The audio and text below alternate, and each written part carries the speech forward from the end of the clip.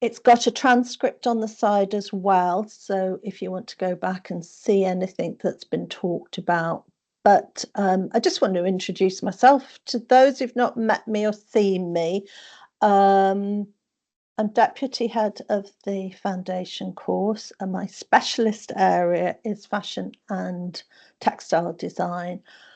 But I've been teaching across foundation studies for many years. I've got 30 years, it's really scary when I add it up, 30 years plus in the fashion and textile industry with a degree and a master's degree from Central St Martin's in fashion and textile design and various teaching qualifications on top of that. So I've worked all the way through and continue to work while I teach on this course. I have a studio where I work with a number of different textile designers, graphic designers, to produce collections which are mainly manufactured overseas and ranges. Quite often they're paper ranges, they don't get to sort of actually be made, but ideas, concepts, trends, some go to production.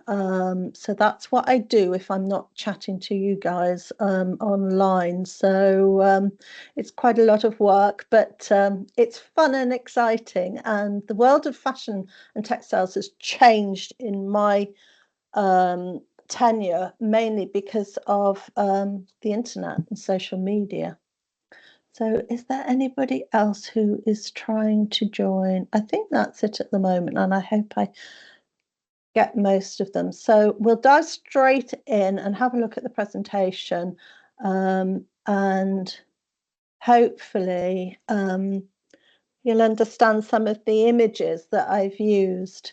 So the theme of the talk is fashion design insights, but this includes textiles and a number of things as well.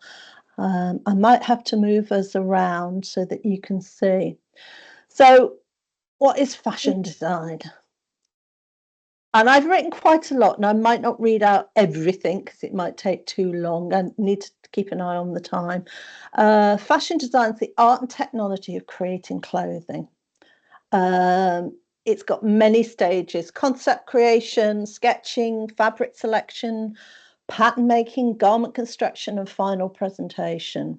It doesn't only focus on physical creation of garments, but also cultural and social influences that shape trends and styles. There is a theory, Maslow's hierarchy of needs theory, about it's not about fashion, it's obviously psychology, but it's about the needs of people. We need warmth, we need protection, we need to belong, we need self-esteem, self-actualization to be the best we can. And fashion's a huge part of that, communicating through what we wear to a greater audience, but it's also can please yourself. And there's nothing like the pandemic that changed everything. So that is quite a lively image of a collaboration between Supreme and Louis Vuitton. I had to check, probably 80-20 of my career has been based in women's wear, but obviously menswear, and increasingly has become important into my career, has become part of it. So, fashion in our society, it's culture, identity, it impacts the economy, self-expression, social changes, lots of different areas. And I picked this again because what's happened since, 2020 is athleisure became huge at that point, and obviously the importance of key people who influence quite often the way we think and dress and view ourselves, good or bad. Designer influence. I don't know if any of you watched Killing Eve, but the fact that having links with designers and costume designers made a huge difference to Molly Goddard's career and basically launched her career just by having a dress in a TV series, and made a huge difference. So the facts of the British industry is that it's worth about 21 billion pounds to the economy, and there's a spin-off of that of about 16 billion based on tourism and IT and all the rest of it. So it's on a par with the food industry. So that gives you a sort of image of where the money goes. And the British industry is tiny in compared to, Italy, America, Asia. So, but it's highly influential. It includes fashion designers, textile production, fashion retailers, magazine publishers, journalists, marketeers, bloggers, communicators, photographers. So many people. So different types of designer. This is changing all the time. You've got high street designers. Did you know that? Do you think somebody could turn that? Could you turn your mic off, or are you trying to ask something? Let's just check if anybody else didn't want to join. Don't worry too much. I hope you can all hear me. I've just lost my presentation. There it is. So just saying that high street designers, quite commercial, media led. A lot of people say shop and copy, fast fashion. It's got a bit of a bad reputation, but we all probably wear most of it. Ready to wear or pret-a-porter designers are mainly the people you see with the runway who design for the runways. And it's a smaller scale production. Haute couture is more it used to be based in Paris exclusively, but obviously we've got more people around the globe who make bespoke and made to measure one-off designs for the mega rich quite often. But I think this artisan kind of making of clothes, the designing of clothes is becoming more and more important, and also it's being enhanced by the use of technology going forward, and it's going to be probably a more important area going forward. Technical designers, and I'll explain what they are coming forward. That's the link from the concept and the ideas and the sketch right through to production. Textile designers who create patterns, fabrics, surface textures, embroideries, materials used in collections, and obviously accessory designers as well.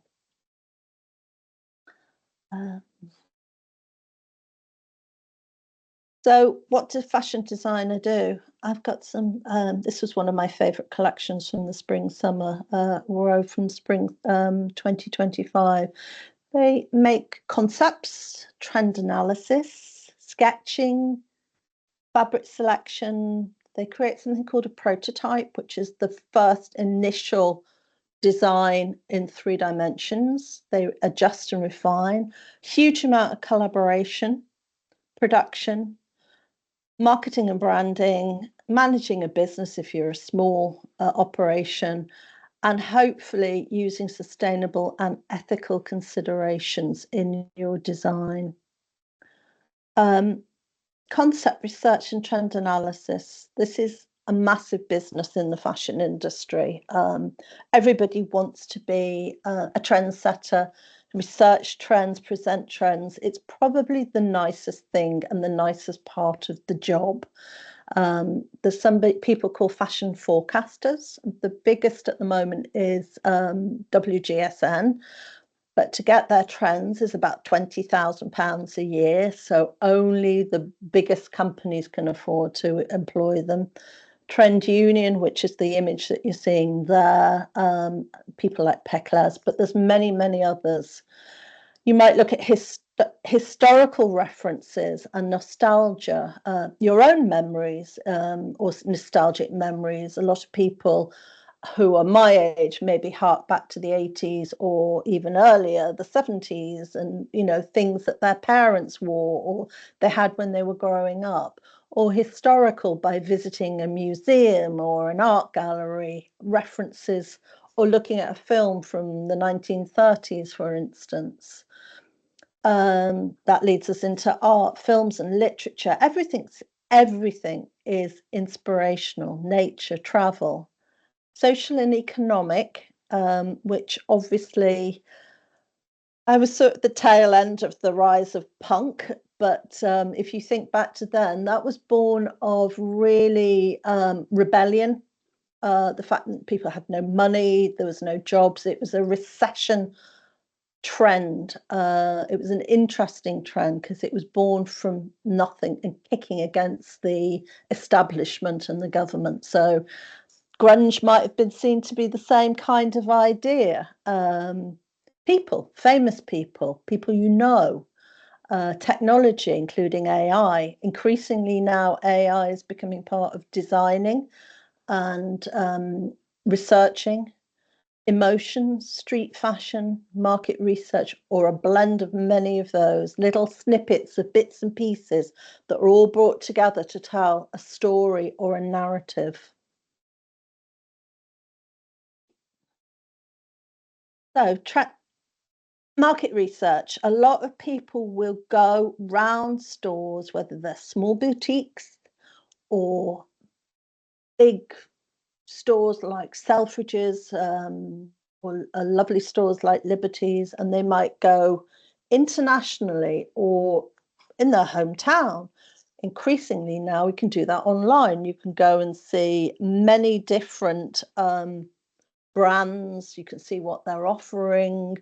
You can do research. You can just see what everybody's doing online. It's much faster paced than when I started in the industry, when you used to have to get on a train or a flight and go and see what other countries were creating. So you shop the market for inspirational samples, for fabric, color, construction detail. When I was doing my master's, they said to us, go to designer stores, try on the clothes. And I was like, oh my goodness, I can't possibly do that. I can't afford to step into one of those designer shops. And you were encouraged to do it because you realize what the fabric felt like, how it was made, how it looked, how it felt. Probably half of them I couldn't even get into myself. But, it's that kind of feeling of touching one-off designs that you've never seen to understand how they're made. So designers also now, to be more original, visit vintage fairs, look at charity shops. Many of the shows have vintage sections now, obviously with the increase in sustainability, not waste, or the nostalgic looking back in the past.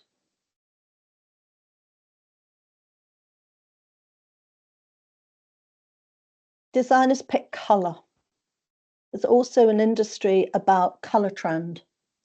They create colour palettes. They create colour forecasting. There's a number. Some of you might have heard of Pantone, obviously using things like digital programs. You might use different ideas for colour, Scotic. Trends are set usually, or they used to be set about 2 years in advance of what the market was going to do, to tell you what was going to be the next big trending colour. This one at the bottom here, this sort of green, is meant to be the next big colour in 2026, I think it was. But you can see how colours plays a big important role in the work, and backed with inspirational images. Sorry, I'm moving the little box around a little bit. And again, I picked off two colour trends, both. One was for Coloro and one was for a fashion prediction called Fashion Snoops, who were telling us these are going to be the big colours for 25-26. Whether that's true or not, I don't know. Cherry lacquer seems to be here already, and so does retro blue. So I'm not sure it's very far-reaching forecasting, but they look pretty. The other thing that happens is you select fabrics. There are fabric shows. People go, this picture in this middle is a very scary picture. It's called Premier Vision. It happens twice a year in Paris. And all the mills from all over the world come and show their fabrics. And there's more than one hall that looks like this. There might be 2 or 3. They come from Italy, from China, from wherever to show their fabric collections. And designers go and choose collections for their next season. Sometimes they might come to the office and show their collection if you're a really big influential designer, but many people go and select them. There's also, they take these all over the world. There's one in Shanghai, New York, Paris, LA. But again, you can get information, a certain amount of information online. And there's also fabric yarn ones. There's something called Pitti Filati, which is in Florence twice a year, which is a lovely show because it's in Florence, and designers, business people get together and choose their qualities for the next coming season, or get inspiration for the next coming season.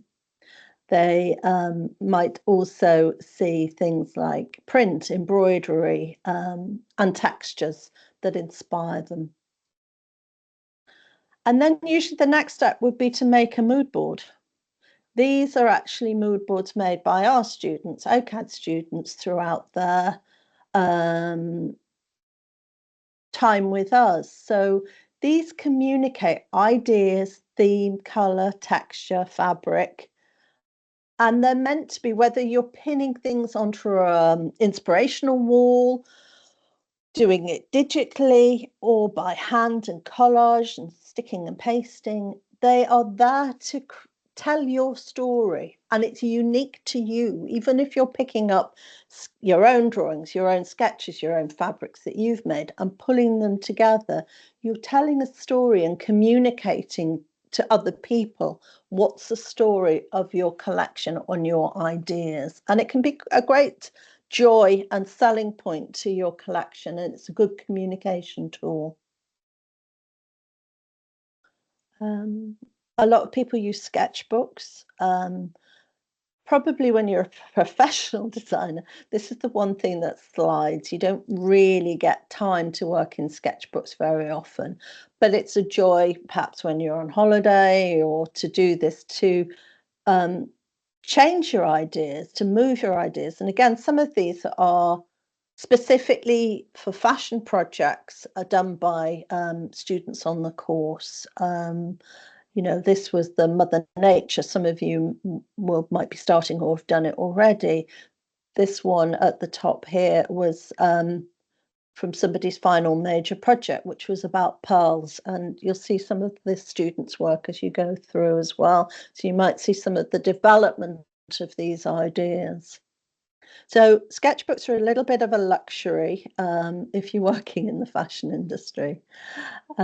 These are also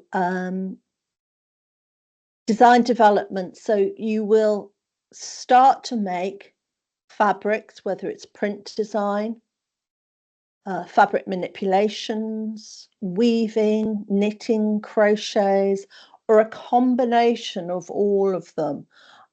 This was a textile student who created a range of textiles for a final project, but used tassels.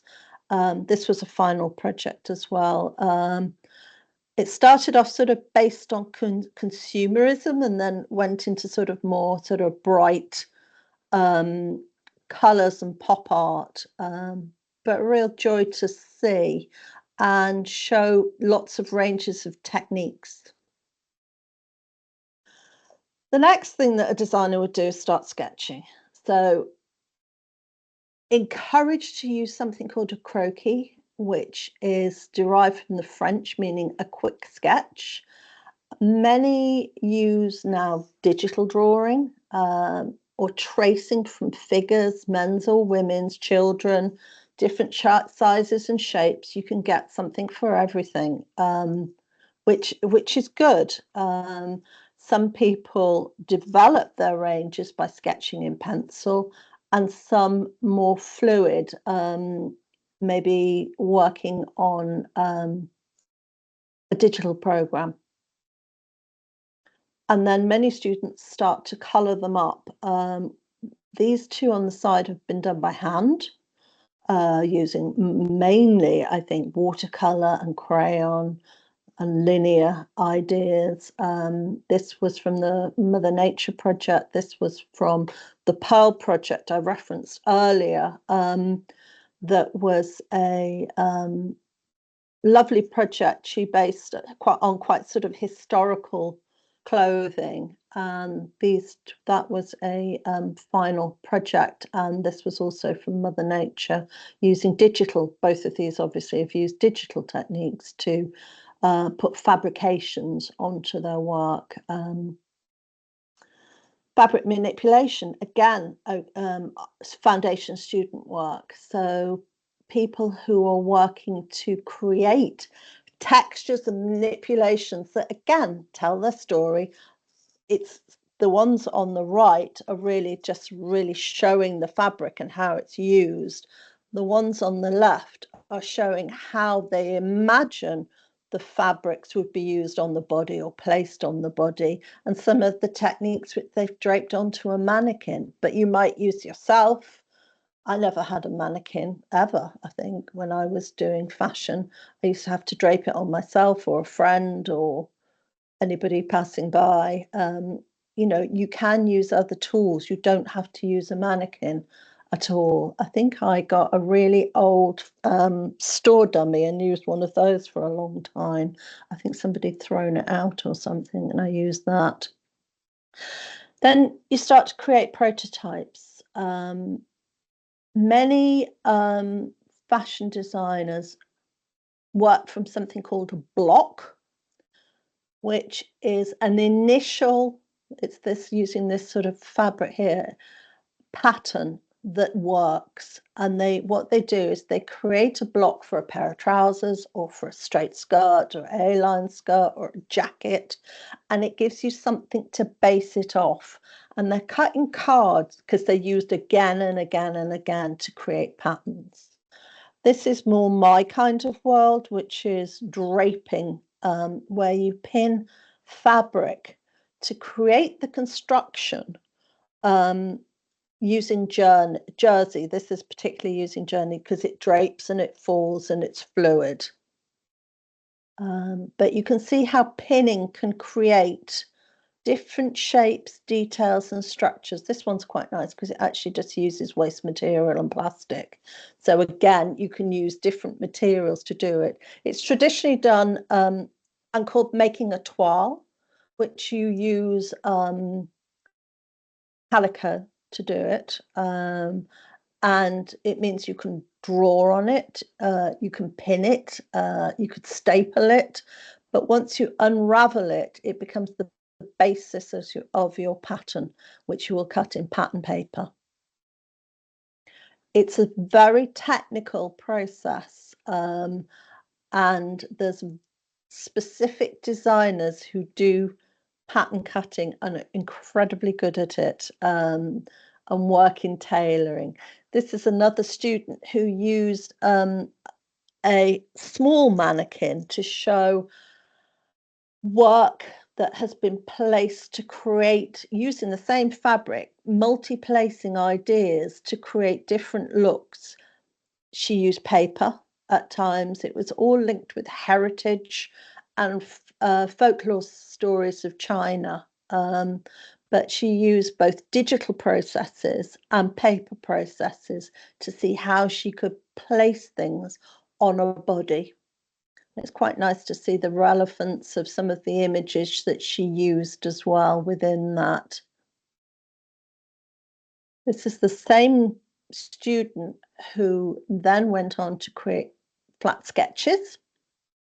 Flat sketches can be done rendered by hand, or they can be done on something that's called Illustrator or other linear vector drawing tools, which give the construction front and back and the details of where things are created.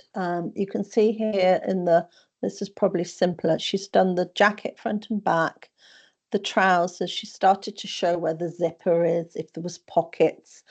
This is the start of producing a garment, and this is the start of something a technical designer might do as well as a designer. Most designers want to move away from this time-consuming technical work because they want to be free, create moods, draw and sketch and use fabrics. But this is the very sort of specifics of what a garment would look like, and the first of the communication to a factory. So it said here, flat sketching, selecting trim, which is huge, factory communication and making prototypes, excuse me.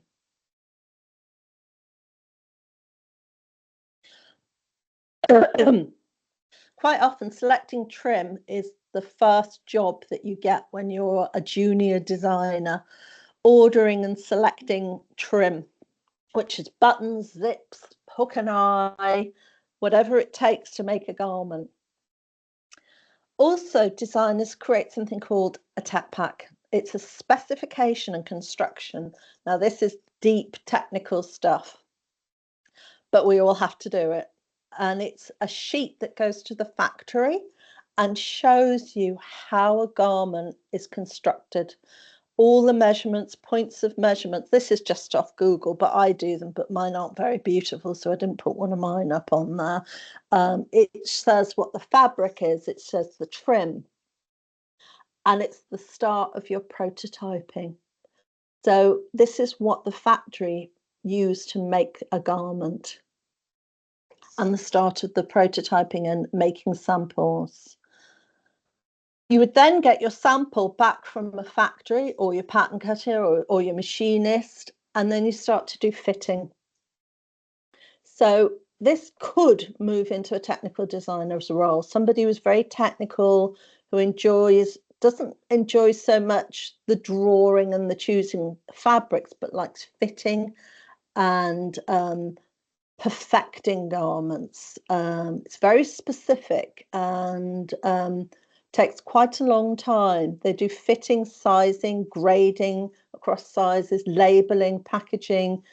They might conduct wear testing where people actually wear the garments to see if they're fit for purpose. And then they hand over to a production team who get it produced and delivered on time. So this is more sort of pret-a-porter designing or fast fashion kind of designing. And then a huge part of a designer's role is collaboration. It might be pattern cutters, sewing machinists, textiles designers, technicians. There's a role called product development, which is quite often used in companies as the liaison between designers and production. They're sort of the people in between production, buyers, merchandisers. Some of these roles you might not know, some of them you may have heard. And if you want me to explain them a little bit more afterwards, we can. And then moving into the photographer's role, stylists, getting images into magazines, onto the internet, onto advertising, an art director who would coordinate and instigate the ideas for the whole shoot or even for a runway show, journalist PR, branding, social media and e-commerce. You could get involved with an awful lot of those areas and have to communicate with them for whatever reason. It could be just writing the blurb that you see in a catalogue describing the garment, or it could be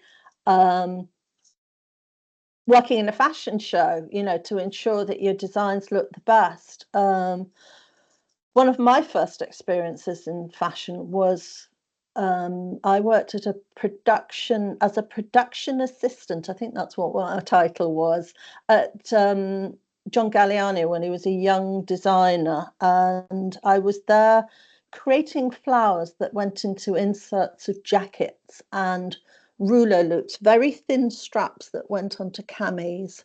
I learnt a huge amount, but I stayed and I was studying at my MA, and I went on to dress on the fashion shows. I helped with getting all the accessories together, and then I ended up going back there and working there for a couple of years, designing knitwear that was used on the runway and sometimes making it. So it was a huge insight into the industry at a high level. So very, very creative.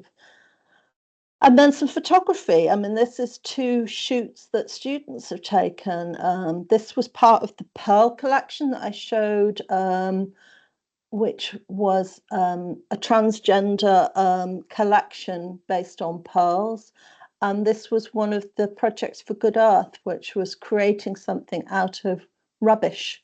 It was just a fantastic image that you could see in any magazine. Another huge important part of a designer's life now is sustainability, and the focus on sustainable practices, using eco-friendly materials. Customers are much more savvy on wanting to know what things are made of, wanting to know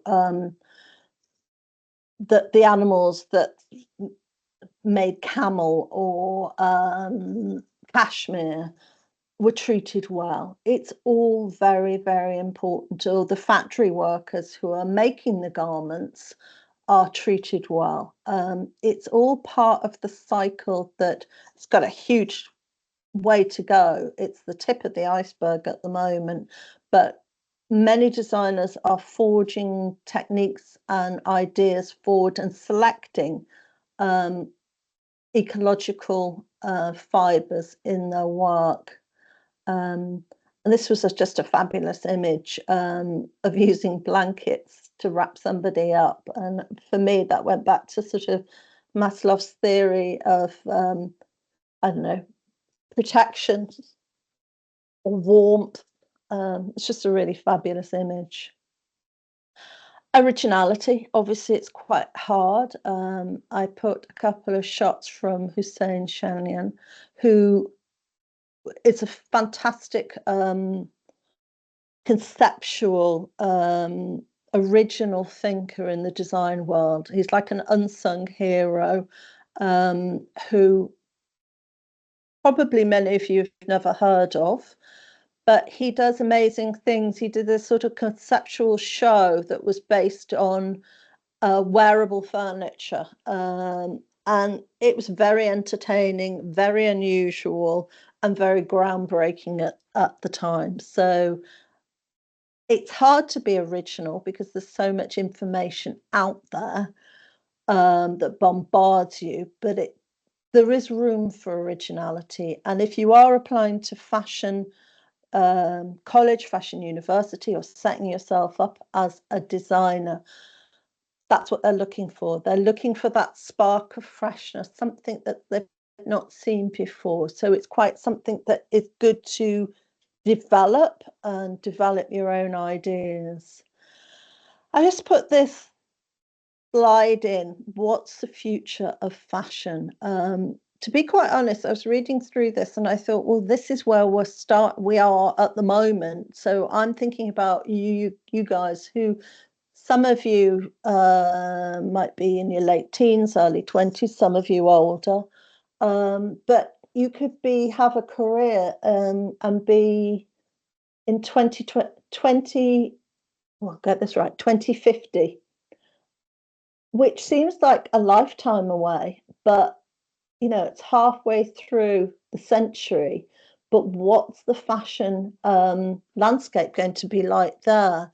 And these are a few things that people are talking about: sustainability being a top priority, digitalization and technology and AI, using immersive experiences within fabric creation, technology, video, but also optimizing things like fitting and wastage and all these things that a sustainable world it's important. Personalization and customization, again, going back to that bespoke kind of idea of couture dressing, making things unique for people, using 3D scanning, things made to measure. Again, inclusive society, we're not all the same shape. Not one size fits all. We're not square pegs in round holes, but making it unique to you. Gender neutral and inclusive fashion mainstream. I was looking at the figures for that for the Paris runways, how many top designers are using inclusive models, and it's very low. It's still just at the start of this, and we've got a long, long way to go. Secondhand and rental fashion is obviously gaining in importance, and it's just going to become more mainstream. So that's the end of the presentation. I'll stop sharing and hopefully get back to our chat. I'll stop recording, I hope.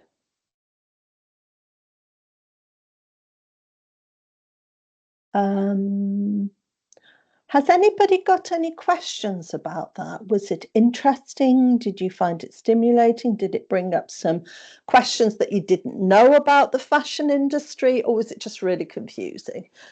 I'm not sharing at the moment, so I'm not filming or recording. So if you want to write any comments or anything, let me just somebody stimulating. Good. That's an area that you're okay. That's nice. I loved it. I quite. Is there things that you didn't know, or is it just as you expected it to be? I mean, I think the production side of things and the sizing and the grading is something that I think in fashion education, it's all about the idea and the creation and the presentation, but the actual when you get out there and get your first job within fashion and textiles, it's one of those things that there's lots and lots of roles and jobs that are hidden within it. I think a fashion designer is somebody who likes making things three-dimensional. They're the architects of the fashion world, and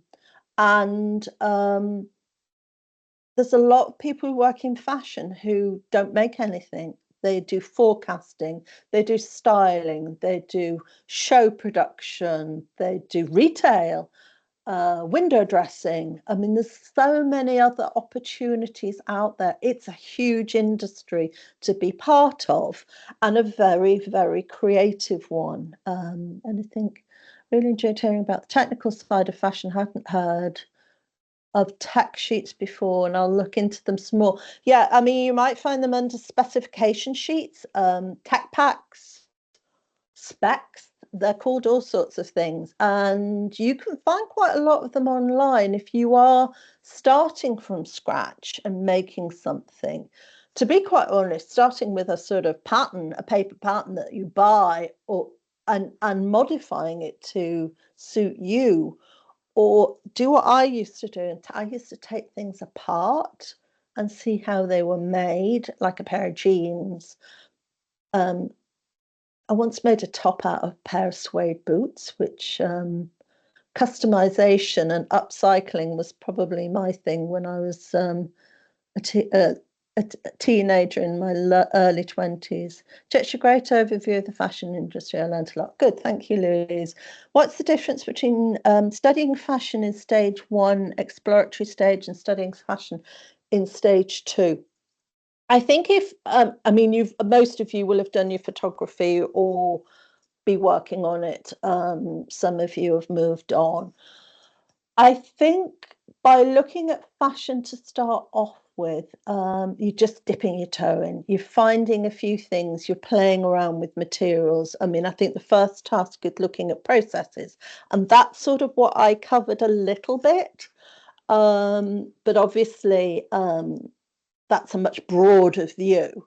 But when you come to start in the pathway, um, you're starting to develop your own style, your own ideas. The pathway is quite sustainable focused, and it was just written a year or so ago, the project. So they are quite sustainable focused, but you're supported to start to develop your own style, your own narrative, your own story. And then when you get to stage 3, you'll be developing your own collection. You will be at stage 2, but stage 3, you'll be developing your own collection. The student who did the Pearl collection, and I repeated some of the images through, he finished last year, and did a whole collection and then made a garment.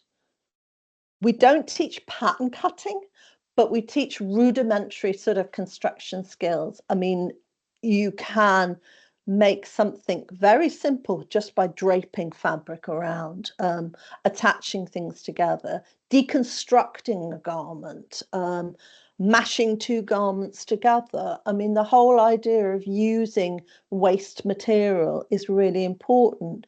Getting a sweater and unraveling it and making something new out of it. These things are quite important going forward. Or making a table that you could wear. I mean, it's an exciting, groundbreaking, and you can take it wherever you want to. That's really simple. Lots of secondhand items for fabric and sculpture, but I might disassemble them. Yeah, it's a really good way of finding out how things are made. And even if you reconstruct a jacket with the seams going on the outside rather than the inside, you get a much more individual look, or changing the buttons, taking the sleeves off, turning it inside out and reconstructing it. Lots to be had. Any other questions? We're pretty well bang on time, which I find amazing, because I do like to chat along. I mean, if anybody's interested in being part of the fashion world, not just being a designer, it could be anything really. If it might not be part of this course, but you've got an interest, just drop me a line and just, write me a message and say, how do I go about this, or how do I go about that? And it's a great industry, highly competitive. Some say quite cutthroat. I was discouraged as to not study it. My parents didn't want me to study it. And I had to really fight to get where I wanted to be. And it is challenging to get work. It's not the easiest, but there are opportunities to be had out there.